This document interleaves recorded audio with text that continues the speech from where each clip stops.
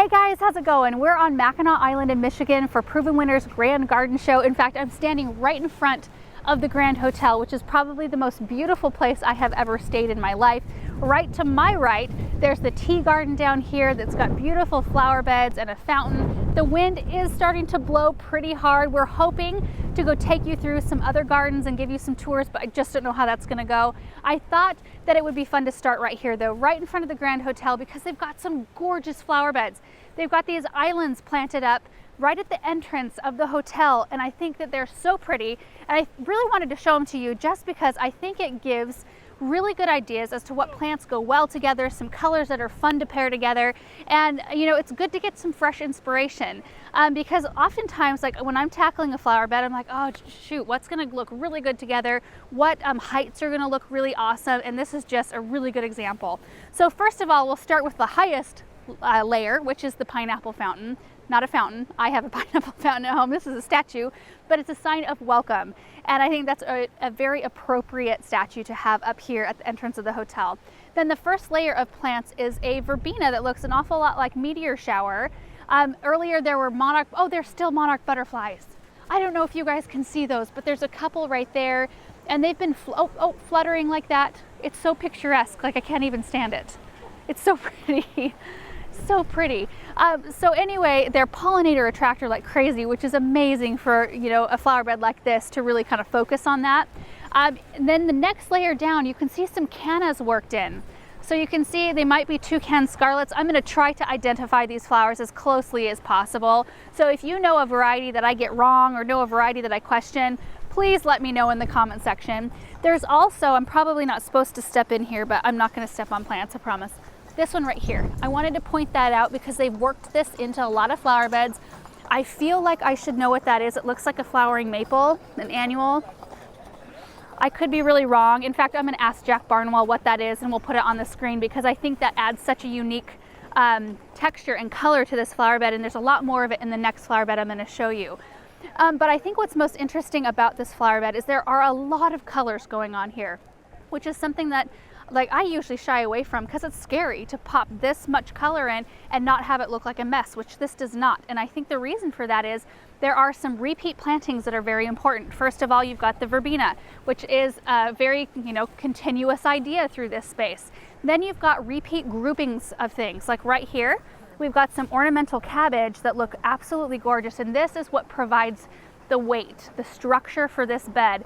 I think this was vital to this bed looking like just a really pleasing thing that's got some order to it.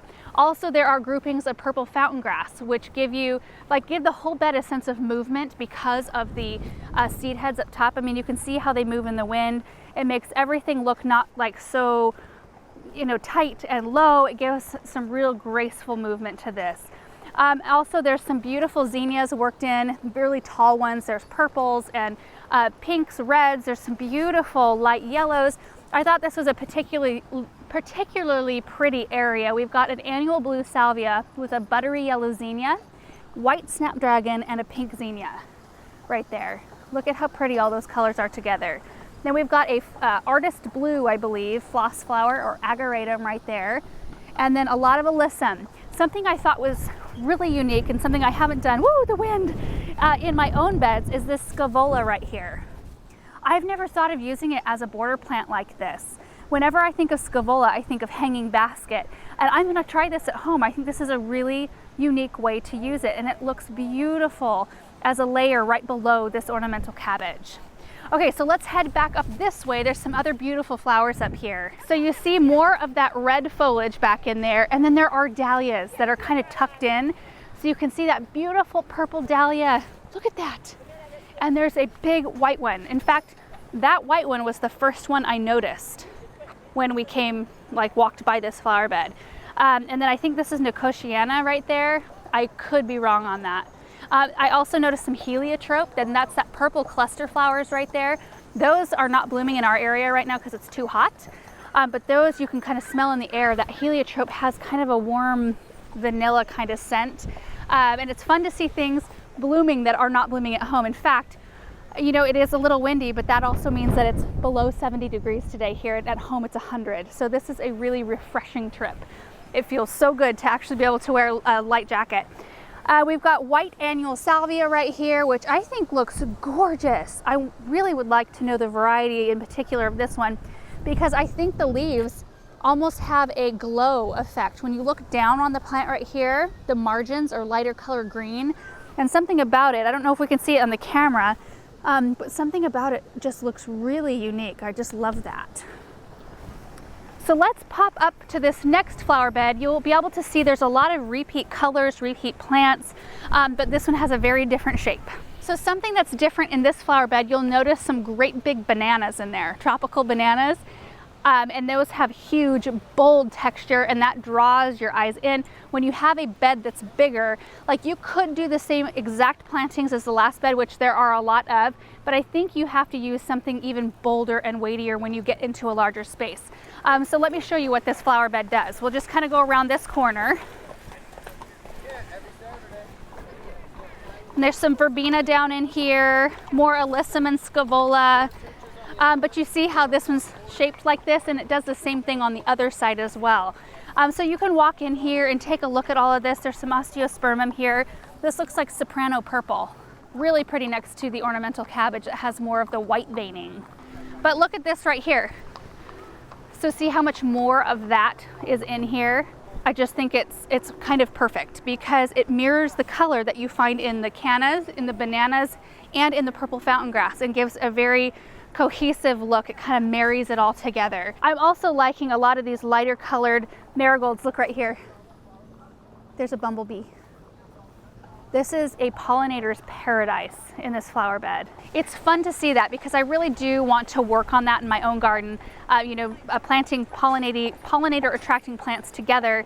And so this is giving me some great ideas. So let's go around the front side and take a look. Looks like there's some angelonia right there. White scaevola snapdragons. Oh, there's some truffula pink. Look, we have this at home in mass. Also, I'm really loving this. This is a Dusty Miller.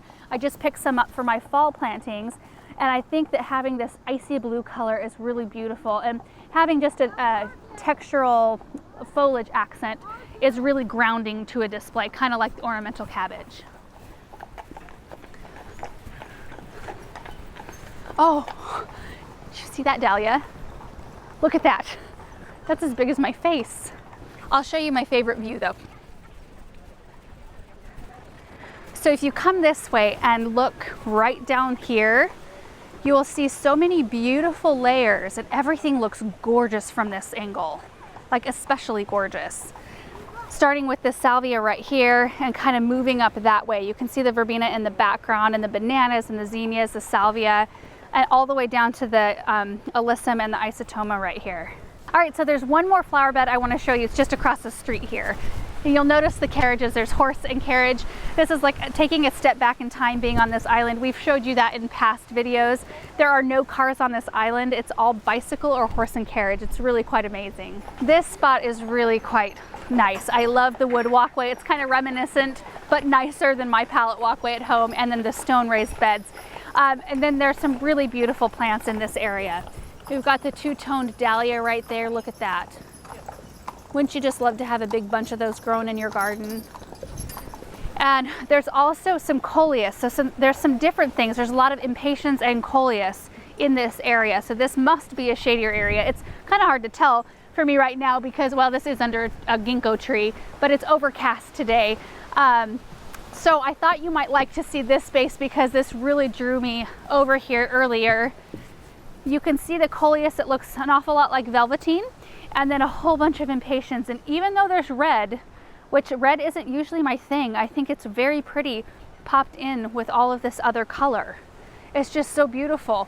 And then you'll see some cleome. I think it's cleome. I don't know how to pronounce it.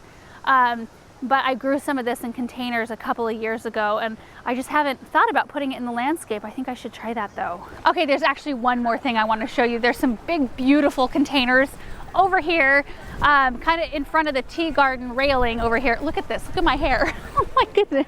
So look at these, and they have repeat plantings from those islands. You can see the verbena with the cannas. There's some white geraniums. ornamental cabbage and alyssum, also some snapdragons in here. Same thing here, except there is a grass in there, which I should know, is that a millet? Got a really neat seed head on top. And then some zinnias and geraniums, but this is the one, this is the container that I really was drawn to. I love the colors in this, which is kind of crazy because we've got red. There's red snapdragons, there's a zinnia that's just gorgeous. Look at this, kind of the creamy white with the red center, and I love the middle, how there's like a little halo of yellow right there. We've got white alyssum, and then this right here, which is completely evading my brain. So we'll put it on the screen, but it's a beautiful foliage trailing plant. And I thought that this was just such a beautiful mix right here. This is my favorite. All right guys, so that's it. I just wanted to show you these flower beds and containers right up here in front of the Grand, and we're hoping now to go capture some other gardens, but I just thought that this would maybe be inspirational to you guys, because it is to me, and it certainly does not have to be accomplished on this scale. You could take a fraction of the space and accomplish something very similar by using fewer plants and just filling up your space abundantly. Of course, if you have a big space you want to do this, like, go for it, be my guest. This is amazing. Most of these are annuals, which a place like this, they like to do annuals because they can change it up every year and make, you know, different color combinations, try out different plants. It makes it really fun. So anyway, thank you guys so much for watching this video, and we will see you in the next one. Bye.